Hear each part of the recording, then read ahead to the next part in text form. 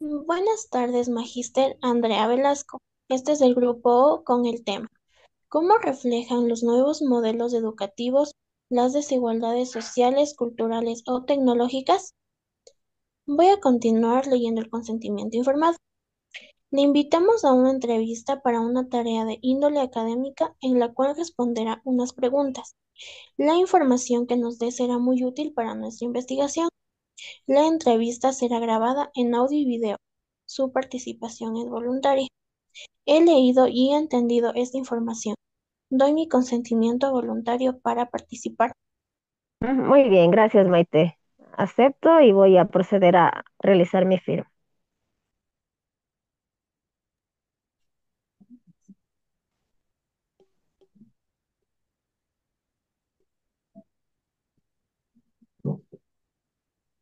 Muchísimas gracias, Magíster, por haber aceptado lo que se le haga esta entrevista. Y para nosotros es un placer que esté con nosotros. Bueno, voy a empezar con esta pequeña entrevista con mis compañeros. Quisiera empezar por cuál es su nombre, profesión y nivel educativo en el que usted trabaja. Muy buenas tardes, Jocelyn. Bueno, mi nombre es Andrea Valeria Velasco Villa. Soy docente de lengua y literatura en la institución educativa Fiscal Quito y soy magíster en educación, mención lingüística y literatura. Y de igual manera para mí es un placer el poder esta tarde pues conversar con ustedes. Muchísimas gracias, Liz. Quisiera saber cuántos años de experiencia tiene como docente o en este caso dando la materia de lengua y literatura. Bien, bueno, mi experiencia es de 11 años. Yo inicié la institución, bueno, ahora Unidad Educativa Juan Pío Montúfar. Estuve ahí trabajando unos meses con un contrato ocasional. Posterior a ello, pues estuve realizando la tesis de pregrado y también me dediqué a trabajar en el sector privado. Entonces ahí estuve trabajando 7 años. Luego concursé para el magisterio fiscal, pues y gracias a Dios logré mi nombramiento y llevo 4 años de la mencionada institución, que es la institución Fiscal Quito. Me, me, para nosotros es un placer estar con una persona que ya tiene como decir, una experiencia más. O sea, para nosotros es una satisfacción, puedo decir. En este caso del Colegio Quito que usted me habla, actualmente ¿sería pública, privada o rural o urbana sería? Ya, la institución educativa Fiscal Quito es una institución que corresponde a la institución educación fiscal, ¿no? Corresponde al Ministerio de Educación, está regida por las normativas de este. Y claro, está como lo mencionaba, ¿no? Cuando yo me inicié, pues en el sector privado, pasar a una institución fiscal, pues sí hay ciertas diferencias, pero en lo que respecta a la educación fiscal, pues actualmente el Ministerio de Educación está haciendo muchas cuestiones para lograr un cambio significativo. Entonces, esta institución pues corresponde a la educación fiscal. Muchísimas gracias, Liz. Y bueno, lo que entiende usted por esto, por modelos educativo tradicional, ¿qué piensa? ¿Me puede decir? Bueno, yo me eduqué bajo el conductismo, ¿no? Ahora sabemos que prima el socioconstructivismo. De hecho, si hablamos de la asignatura de lengua y literatura, el enfoque es comunicativo. Desgraciadamente, pues la educación anterior estaba basada mucho en un modelo conductista, ¿no? En el cual el estudiante solamente era un mero receptor, alguien pasivo que no reflexionaba, que no debía cuestionar al docente y que tenía que aprenderse algo de memoria, le sirviese o no. Entonces, ese modelo pues ya ha quedado rezagado, o al menos creo que los nuevos docentes estamos tratando de dejar a un lado, no digo con ello que la memoria no sirva, ¿no? Pero de pronto el centrarnos solamente en la memoria sin que el estudiante sea el eje principal, el que pueda razonar, el que pueda cuestionar, en que se pueda dar un interaprendizaje, eso es lo que se puede cuestionar dentro del conductismo, ¿sí? Pero de una u otra manera todavía se puede utilizar algunos aspectos de este modelo educativo. Sin embargo, el que ahora se debe aplicar con los estudiantes es el socioconstructivismo, ¿no? En el que el centro de todo el aprendizaje pues es justamente el estudiante. Ya ni siquiera se habla de alumno, ahora se habla de estudiante, de esa persona que es la que va construyendo su propio aprendizaje con ayuda de un mentor o de un tutor, que en este caso es el docente. Ah, listo, dicen. Bueno, voy a dar paso también a esta entrevista a mis dos compañeros. Muchísimas Muchísimas gracias. gracias, Jocelyn. A ti también muchas gracias. Bueno, de acuerdo a esto, ¿qué experiencias ha tenido con nuevos modelos educativos? Y si este es el caso, ¿cuál o cuáles ha experimentado?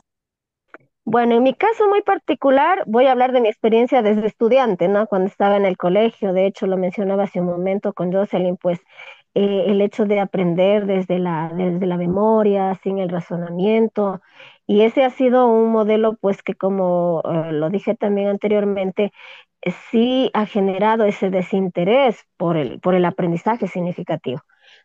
Como docente ya en mi práctica, pues he tratado y trato mucho de ser en esta parte involucrar al estudiante, hacer que él construya su aprendizaje, que él razone, que él cuestione, que compare y siempre llevándole a la realidad próxima, a la coyuntura que vive el país, el mundo, su localidad. Y estas experiencias, pues de hecho, tanto en el sector privado como público, me han servido de una u otra manera para que los chicos se sientan pues a gusto dentro de la asignatura. Mi filosofía es que ellos amen la lengua y la literatura, ¿no? Al ser docente de esta asignatura, y hay que buscar varias estrategias, la gamificación, el aprendizaje basado en problemas. Es muy importante que ellos sean el eje central. Entonces, yo pienso que estos nuevos modelos educativos, específicamente el socioconstructivista, da buenos resultados. Hay bastante por hacer, pero también pensemos en que en las instituciones fiscales al menos tenemos ciertas limitantes, me refiero a la tecnología. Si no, es un impedimento porque de pronto no todos tienen un celular y si lo tienen no tienen datos, una computadora, pero de una u otra manera pues también los docentes y específicamente hablo a título personal pues trato de que ellos se sientan interesados por lo que vamos aprendiendo. Entonces pienso que el utilizar estos nuevos modelos pedagógicos sí sirven de mucho para realmente lograr ese aprendizaje significativo en los estudiantes. Ya, y con esto, ¿qué diferencias ha observado entre estos modelos y los tradicionales en cuanto a métodos de enseñanza, relación con los docentes y uso de tecnologías? Bueno, en primera instancia, lo que ya dije también, ¿no? En el modelo conductista, el docente, había una relación muy vertical, es decir, que el docente tenía la última palabra, visto como la máxima autoridad, en cambio el estudiante no tenía esa potestad de pronto de cuestionarle, ¿no? Al docente, porque era el que tenía la última palabra. Y en el caso ya del socioconstructivismo, en cambio, vemos que es una relación totalmente horizontal, ¿no? Basada siempre en el respeto. El estudiante es el personaje principal, le llamo yo, el que puede crear incluso una forma nueva de aprender, o también el docente aprende haciendo con ellos, es un interaprendizaje. Y esta cuestión de la tecnología es muy interesante porque yo recuerdo, al menos cuando estaba en el colegio, eh, acceder de pronto a una computadora era un privilegio. En las instituciones no teníamos acceso como ahora cualquier joven lo tiene, ¿no? Un celular, de pronto una tablet, una computadora sea portátil o de casa. Entonces, eso ha permitido también que el aprendizaje se vuelva más dinámico, más interactivo, obviamente dándole las instrucciones claras al estudiante, ¿no? De que si estamos con un dispositivo, pues justamente es con un fin académico. ¿Ya? Que si vamos a hacer un juego, estamos en una aplicación, pues nos vamos a centrar y vamos a disfrutar del uso de la tecnología, que lo veo muy positivo actualmente porque no como en mis tiempos, ¿no? Al menos que como les decía, pues siempre muy frío con la hoja, solo el cuaderno, sin observar un video, sin tener de pronto un prerequisito para iniciar una clase, que ahora es muy interesante, ¿no? Si no se tiene un proyector en la clase, al menos se le puede enviar el link y ellos ya pueden desde sus teléfonos observar, ¿no? Y ya llevan un conocimiento previo al respecto de la clase que se va a dar. Entonces, sí es muy interesante, como mencionaba, esta cuestión tecnológica, ¿no? Y hay que saber aprovecharla, porque también hay ese riesgo de que los chicos se puedan distraer. Sobre pretexto de que estamos observando el video o entrando a una aplicación, eh, están en otras cuestiones, ¿no? En redes sociales. Pero si la utilizamos de manera adecuada y positiva, es genial. La tecnología es una herramienta muy importante dentro del proceso de enseñanza-aprendizaje. Entonces, sí, tiene un aspecto bastante positivo y que ha ayudado mucho a que los chicos pues se sientan más atraídos del mismo hecho de ver dibujos, de ver imágenes, de escuchar. Ya no se vuelve ese aprendizaje monótono, muy frío, muy vacío y a veces hasta muy abstracto. Entonces, con la tecnología, ellos han logrado acercarse de una manera un poco más real a eso que están aprendiendo. Tomando en cuenta esto, ¿cuál cree que son los principales desafíos al implementar un nuevo modelo educativo? Claro, bueno, siempre algo nuevo tiene un desafío de por sí, ¿no? Entonces, yo pienso que al menos si hablamos de la educación actual de nuestro país, pues el que todos puedan acceder a este tipo de educación, si hablamos de la inserción de tecnología, ¿no? Porque si tomamos en cuenta un aspecto urbano, ¿no? El común de los mortales tiene de pronto, así sea un celular básico, una computadora al menos, pero si hablamos de sectores más rurales donde ni siquiera hay luz, donde de pronto tienen que caminar muchos kilómetros para llegar a su lugar de estudio, entonces ahí se abría una brecha tecnológica bastante fuerte. Y frente a esto, pues el Ministerio de Educación, las autoridades tienen que ver esos desafíos, ¿no? Porque no es lo mismo, como digo, trabajar en un entorno urbano que rural. Podemos decir, sí, se ha implantado un nuevo modelo, está dando resultados, pero habría que ver hasta qué dimensión a nivel nacional está dando ese resultado esperado. Entonces, ese es que pienso yo que es el principal desafío al que se enfrenta la educación en este caso y el insertar un nuevo modelo educativo. ¿No?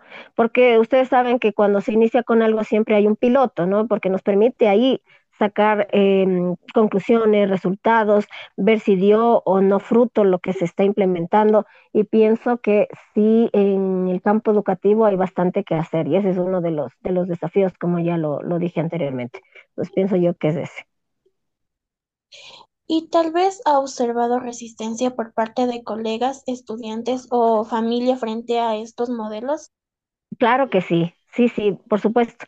De hecho, en las instituciones, ¿no? A nivel general, no estoy hablando solamente de bachillerato, que es el nivel en el cual yo trabajo, sí hay una resistencia bastante fuerte. Si pensamos en el aspecto de la pandemia, ¿no? Cuando nos dijeron todos vamos a estar encerrados y de la noche a la mañana tenemos que aprender a utilizar aplicaciones, plataformas, utilizar, qué sé yo, algo con lo que no estamos acostumbrados genera esa resistencia, ¿no? Por dar un ejemplo.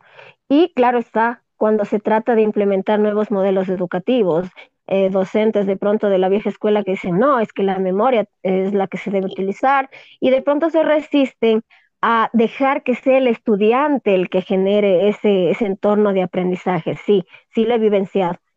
Docentes, padres de familia, incluso que dicen, no, es que si el profesor les manda a hacer tantos ejercicios o les manda a aprenderse de memoria es porque esto les va a servir. Insisto, hay que ser flexibles, hay que adaptarnos. De hecho, el currículo actual con el que trabajamos todos los docentes habla de la flexibilidad. Esto significa que yo tengo la capacidad de adecuarlo a mi entorno educativo, a mis estudiantes, a mis padres de familia, al contexto en el cual yo me estoy desarrollando. Entonces, ese es otro también, miren, de los desafíos, aunque ya pasó la pregunta, ¿no? Pero también para afianzar un poquito, otro de los desafíos, el de construir de pronto ese pensamiento muy cerrado. Más bien debemos fomentar ese pensamiento crítico, ese pensamiento más abierto hacia el cambio. Y ese es uno de los problemas con los cuales sí me he topado, ¿no? Que de pronto hay colegas que dicen, pero ¿por qué? O sea, ¿por qué dejarle que el estudiante haga una exposición? Si ese es deber del docente, dar la clase. Pero si yo al estudiante le estoy dejando esa posibilidad, no es para librarme de la clase, sino para en ese entorno, pues evaluar de pronto sus habilidades, le cuesta hablar, no le cuesta, eh, cuánto de retentiva tiene, de pensamiento crítico, o sea, me permite a mí como docente potenciar esas habilidades que tiene. Entonces, sí, sí hay esa resistencia de parte de todos los actores educativos, pero también ahí está nuestro desafío, el saber pues manejar las estrategias más adecuadas para que ese cambio al menos se pueda dar desde nuestras propias clases. Pienso yo que ese es uno de los primeros pasos que debemos dar. Muchas gracias, Magíster. Doy paso a mi A ti, compañero. Maite. Muchas gracias. Buenas tardes, licenciada Andrea Velasco. Continuando la entrevista, ¿cómo cree que se ven afectadas las dinámicas sociales dentro de un aula, como son la autoridad, la participación y la autonomía? Bueno, si hablamos de estas cuestiones, ¿no? De igual manera, ustedes saben que dentro de una comunidad educativa hablamos, ¿no? Como tú me mencionabas, autoridades, están los docentes, padres de familia, los estudiantes, personal de apoyo, o sea, somos muchos actores dentro de este entorno educativo. Y sí, ¿no? Hay muchas brechas de pronto en cuanto a pensamiento, en cuanto a aceptar los cambios, como lo mencionaba hace un momento, es bastante complejo, ¿no? Sin realidades individuales de nuestros estudiantes, personas que si hablamos de ejemplo de condiciones económicas, no todos tienen las mismas condiciones económicas, no todos pueden adquirir una computadora, un celular o incluso o algo pequeño que se les pide, se les dificulta de pronto porque sus papás tienen trabajos con los cuales viven al diario. Entonces, son también bastantes los problemas con los que nos enfrentamos. Si hablamos también del aspecto personal de los estudiantes, actualmente se ve mucho esta cuestión de los chicos autolíticos, por ejemplo, ¿no? Que atentan contra su vida, que tienen problemas de ansiedad, de depresión, generaciones que vienen de una pospandemia. Y eso también afecta directamente en el desenvolvimiento del estudiante dentro del aula. Entonces, frente a ello, pues nosotros los docentes tenemos que nosotros adecuarnos. Anteriormente en el conductismo se pensaba que todos somos iguales, por utilizar un uniforme, por estar en una institución, todos pensamos, sentimos y somos iguales. Gravísimo error, ¿no? Porque acá vamos a trabajar y trabajamos con seres muy individuales, con pensamientos, con sentimientos, con realidades totalmente distintas. Y nosotros como educadores somos quienes debemos amoldarnos a esa realidad y escucharles, porque la educación no es solamente transmitir un conocimiento, ¿no? Simplemente ellos van a una página de internet, a un libro y lo encuentran.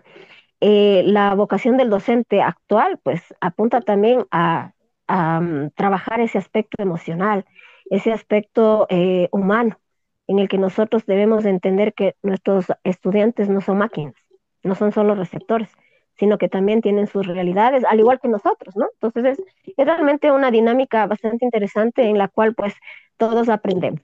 Y como tú me decías, Juanca, pues sí, esas son las brechas, ¿no? Con las que nos encontramos y los problemas también dentro de la educación fiscal y no solo fiscal. Tal vez más acentuadas las diferencias que una privada, pero en todo el sistema educativo existen este tipo de problemas, ¿sí? Y los hay, sea en una educación fiscal, fiscomisional, particular o municipal, tiene o comparte esta misma dinámica. Ya, ya. En su opinión, ¿los nuevos modelos educativos promueven mayor equidad o reproducen ciertas desigualdades? Bueno, yo pienso que si hablamos de un nuevo modelo educativo, obviamente lo que busca es dejar atrás lo anterior, dejar atrás aquello que de pronto no consideraba al estudiante como un eje principal, ¿no? Dentro del proceso de enseñanza-aprendizaje. Entonces, yo pienso que sí, estos nuevos modelos pues buscan justamente eso, de construir, renovar, innovar, buscar que la educación se ajuste a los estándares, por eso existen los estándares de educación, los estándares educativos, que lo que apuntan estos es a la excelencia, ¿sí? Con todos los limitantes que puedan existir en el proceso, pero eso es lo que se busca con estos nuevos modelos educativos. De hecho, muchos modelos educativos, al menos que se aplican acá en Latinoamérica, son tomados desde fuera, desde Finlandia, ¿no? Ahora pensemos, y yo soy una de las que ha cuestionado estos modelos, ¿no? Que se traen de fuera, de pronto de España, de Finlandia. ¿Por qué? Porque nuestra realidad ecuatoriana es muy distinta. Y para dar un ejemplo, en Finlandia los chicos no llevan tarea a la casa, ¿sí? Porque ellos pasan con sus papás, porque las condiciones sociales, políticas, económicas, sobre todo económicas en Finlandia, son muy distintas a las de nuestro país. Acá vamos a encontrar papás que tienen que trabajar de sol a sol, de domingo a domingo, realidades en las que, como mencionaba, los chicos casi ni les ven. Entonces, ¿cómo podemos aplicar de pronto un modelo sin primero pensar en nuestra realidad nacional, ¿no? Y también estos modelos sí tienen muchos aspectos positivos que deben ser transmitidos, que deben ser calcados incluso acá, pero pensando siempre en cómo se van a ajustar a nuestra realidad social.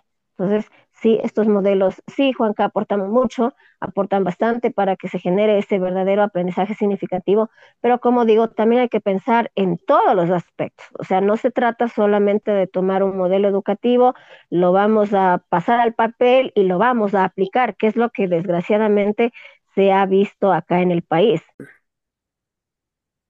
Muchas gracias. ¿Qué aspectos positivos y negativos destacaría de estos modelos? Bueno, dentro de los aspectos positivos, pues está el cambio, la innovación, el construir algo desde cero, no apegándonos solamente a lo anterior, que generalmente es lo que se acostumbra, ¿no? Ese es un aspecto muy positivo, el insertar la tecnología.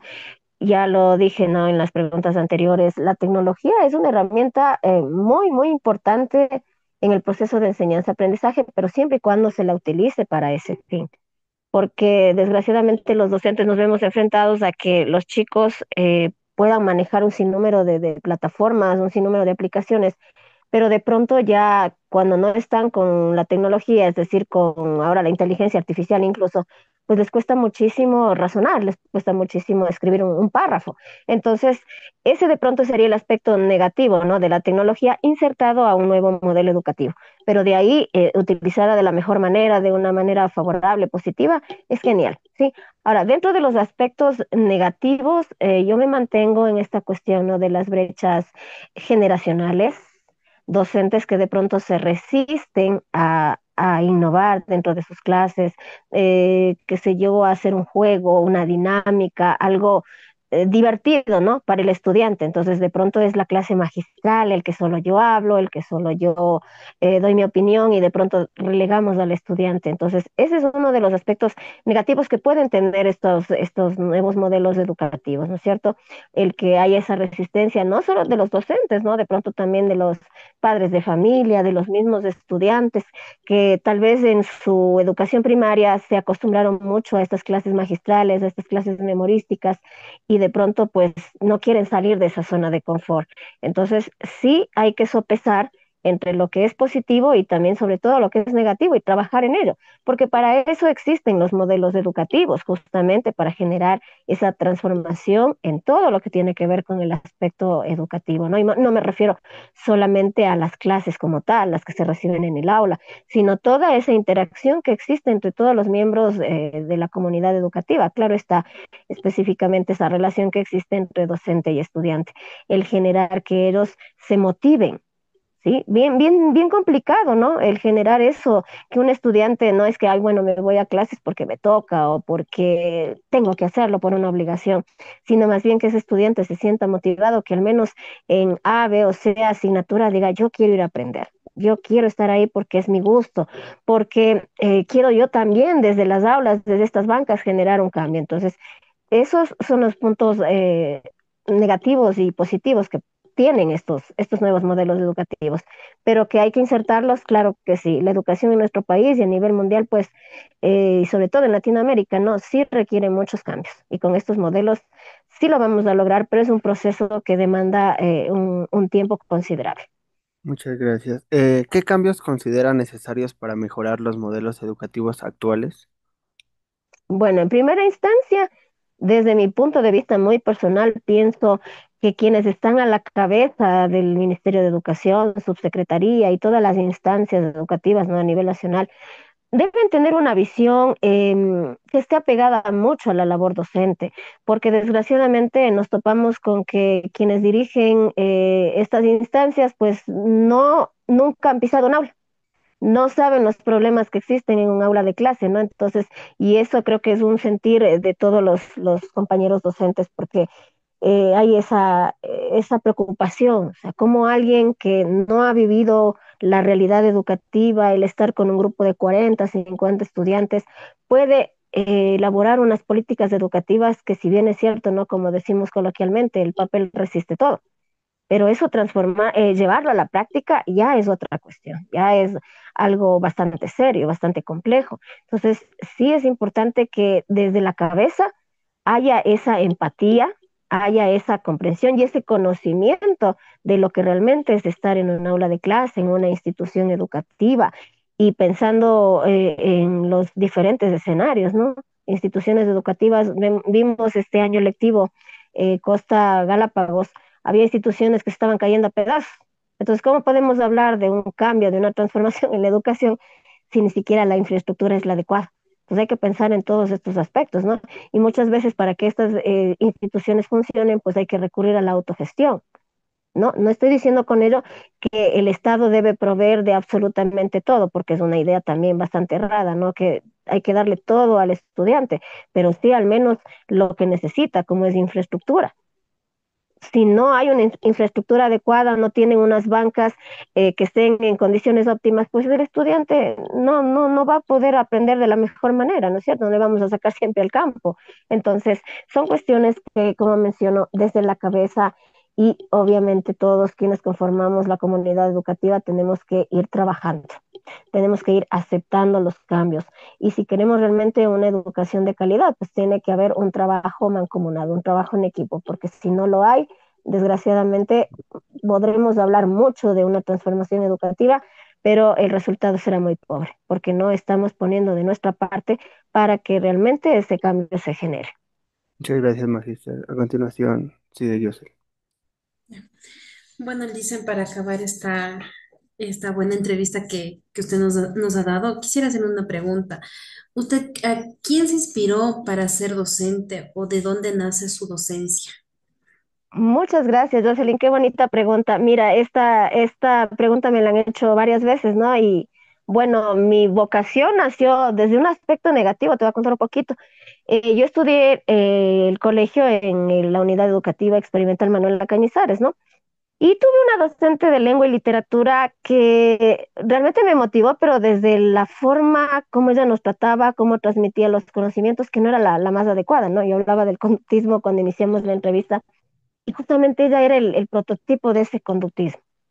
Entonces, cuando yo la veía dar clases en la cual nosotros no podíamos hablar, no podíamos opinar, y a pesar de que la materia de literatura es maravillosa, te permite imaginar, cuestionar, crear, desgraciadamente ella no transmitió eso en mí, ¿no? Entonces, pero ¿cómo es que nace esta vocación de ser docente de lengua y literatura? De hecho, mi vocación creo que estuvo desde siempre, ¿no? Cuando yo estaba en el jardín de infantes decía, yo quiero ser profesora, y escribía en las pizarras, o me daba a mi mamá pinturas y rayaba en las paredes, en las revistas.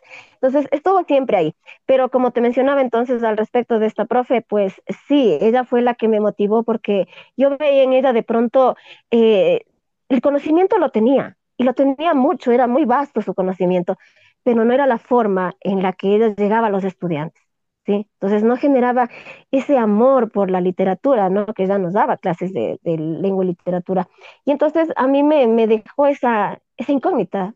¿Cómo sería si yo soy docente de lengua, pero me manejo de una manera muy distinta a la que ella lo hace, ¿no? Y entonces desde ahí nació pues esa vocación por ser docente específicamente de lengua y literatura. Siempre me vi enseñando, siempre me ha gustado escuchar, estar frente a un grupo, el compartir, el intercambiar experiencias. Eso es algo fantástico, ¿no? Que solo los docentes, ustedes ya están empezando en su carrera y en unos añitos, pues van a darme la razón de lo que les estoy diciendo en este momento. Es como cuando un alfarero está ahí dándole forma a esa arcilla, o como el sembrador que está en el campo, es idéntico la vocación docente, ¿no? Tú tienes esa capacidad para llegar a las almas, ¿sí? Tú puedes moldear vidas, puedes cambiarlas, transformarlas a través de la educación, ¿sí? Y entonces, pues, de ahí nació ese ímpetu de ser una docente, pero desde otra perspectiva. Tratar de que los estudiantes no odien la materia y peor aún le odien a la profesora, ¿no? Sino más bien que ellos tengan esa capacidad de, a través de la lectura, a través de la reflexión, pues vivir una realidad muy distinta a la que viven en su entorno, al menos por ese momento, en la clase. Y entonces, Jocelyn, pues eso me llevó a mí a seguir la vocación docente. Y en estos 11 años que llevo, pues realmente con las altas y bajas que en toda vocación, ¿no? En toda profesión existen, pues yo soy muy feliz, amo lo que hago, Me encanta ser docente, me encanta compartir con la gente, me encanta pues verles a mis chicos, ¿no? A los que han sido ya mis estudiantes, verles que están convertidos en unos profesionales. Yo siempre les digo, a través de la educación nosotros podemos cambiar vidas, podemos cambiar el mundo, podemos cambiar el país y con ustedes, los futuros profesionales, estoy segura que lo vamos a lograr. Entonces, mi recomendación, ¿no? También para ustedes, amen esa vocación docente que actualmente es una carrera bien difícil, Sí. mal pagada, menospreciada, porque pesa más un médico, un ingeniero que un docente. Tu hijo está estudiando para ser, por lo menos, al menos le ha salido el cupo para eso. Son estereotipos que tenemos. Cuando nosotros, ustedes, los futuros docentes y nosotros quienes ya estamos ejerciendo, debemos defender a capa y espada nuestra profesión, porque es la que forma a las otras profesiones, porque es una profesión que no se compara con nada. Un médico sí gana mucho en su carrera, pero créanme que las satisfacciones que les deja el ser docente no se comparan y no tiene precio. No tiene precio porque realmente es algo hermoso verles a sus estudiantes, el compartir con ellos, el sufrir con ellos, reír con ellos y ver, ¿no? Cómo van creciendo, no solamente en la parte física, sino también esa parte intelectual, emocional, espiritual. Es maravilloso, Jocelyn. Entonces, podríamos conversar toda una tarde al respecto, pero es lo que te puedo mencionar, ¿no? De cómo nació esta vocación y para mí es la vocación más linda y si me muriera y tuviera la oportunidad de volver a nacer, pues volvería a ser docente, volvería a ser maestra. Ya, muchísimas gracias, Licen. Y tomando esto como una vez vi una frase que dice, párate delante de 40 alumnos o 40 niños y después te invito a un café. Y es verdad, porque nuestra profesión, o sea, como futuros también docentes, como futuros colegas que vamos a hacer, como digo, como un jardín. Es un Ujú. campo, es un jardín que nosotros vamos creciendo vamos de semilla en semilla regando agua, damos sol, todo, entonces al final vemos los frutos nosotros también. Y muchísimas, Así es, mi querida Jocelyn. Así muchísimas, es, correcto lo que tú acabas de decir. No, con muchísimo gusto y honrada por haberme tomado en cuenta, pues, y al menos poderles transmitir algo, ¿no? Siempre, como yo menciono, nunca terminamos de aprender. El hecho de habernos graduado, tener un título de tercer o cuarto nivel, no significa que ya lo sabemos todo. Al contrario, eso nos obliga a seguir aprendiendo, a seguir preparándonos. Y pues con nuestros chicos lo hacemos a diario en las aulas, con el entorno, lo vamos aprendiendo y vamos mejorando. Eso también es muy importante, ¿no? Dentro de la carrera docente, no creernos unos dioses o que tenemos la última palabra, sino más bien pues ir aprendiendo y mejorando de esos errores que vamos cometiendo, ¿no? Porque con la práctica pues nos los vamos transformando. y dice, muchísimas gracias. Estoy totalmente complacida con usted, Magíster. Me encantó la verdad con la entrevista con usted, y igual mis compañeros. Le agradezco mucho. A ustedes, reitero, muchísimas gracias por esta invitación.